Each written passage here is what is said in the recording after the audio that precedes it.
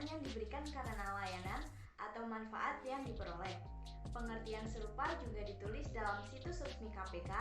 Yang dimaksud dengan gratifikasi adalah pemberian dalam arti luas, yakni meliputi pemberian uang, barang rabat atau diskon, komisi, pinjaman tanpa bunga, tiket perjalanan, fasilitas penginapan, perjalanan wisata, pengobatan cuma-cuma, dan fasilitas lainnya.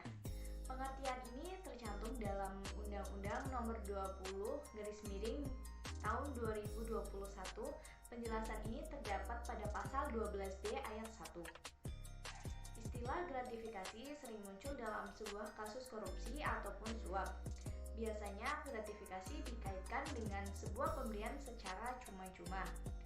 Secara umum, gratifikasi bisa diartikan sebagai sebuah pemberian dalam berbagai bentuk yang berkaitan dengan pekerjaan, jabatan, atau tugas.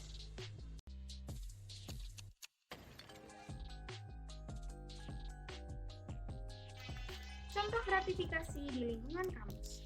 Yang pertama, mahasiswa menyiapkan makanan saat bimbingan skripsi maupun sidang skripsi. Yang kedua, pemberian hadiah kepada dosen setelah sidang skripsi selesai. Yang ketiga, ada pemberian hadiah ataupun parcel kepada pejabat kampus sebagai tanda terima kasih.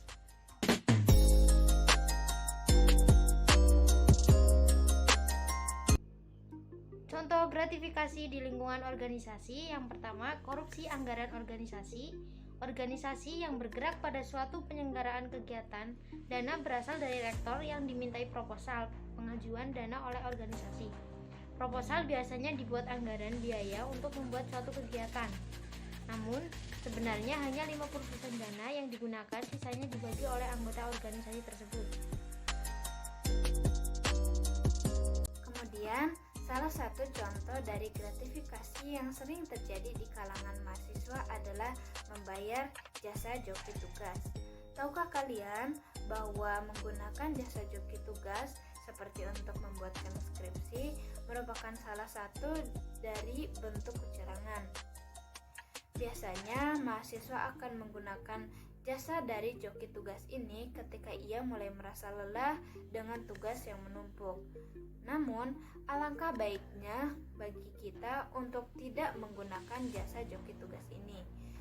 Walaupun memang tugas yang menumpuk pasti akan menguras tenaga, pikiran, dan waktu kita. Maka dari itu perlu kita tanamkan mindset bahwa sejelek apapun hasil usaha kita, kita perlu berbangga diri karena itu merupakan hasil dari usaha kita, bukan orang lain.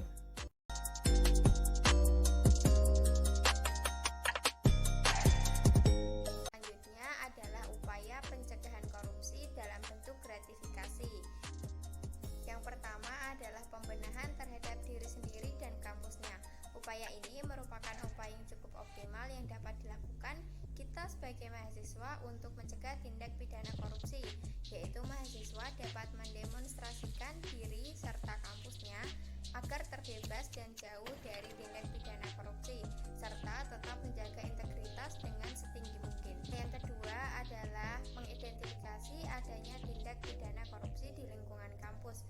Mahasiswa dapat melakukan kontrol terhadap jalannya penerimaan mahasiswa baru untuk mengetahui adanya penyelewengan atau tidak, dan bila didapati adanya penyelewengan, mahasiswa dapat melaporkan kepada pihak yang berwenang. Cara yang ketiga adalah membentengi diri dari rasa malas belajar.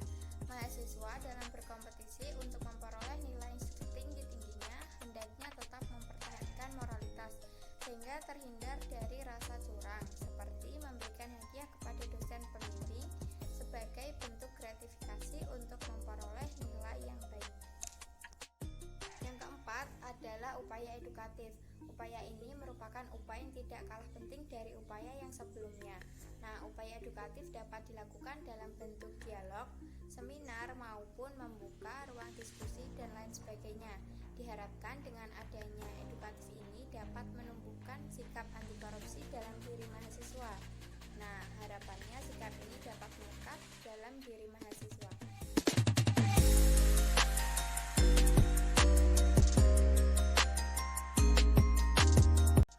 Kita, pemuda masa depan negeri. Ada di pundak kita. Mari kita berteman. Kita berkawan. Kita bersama lawan korupsi.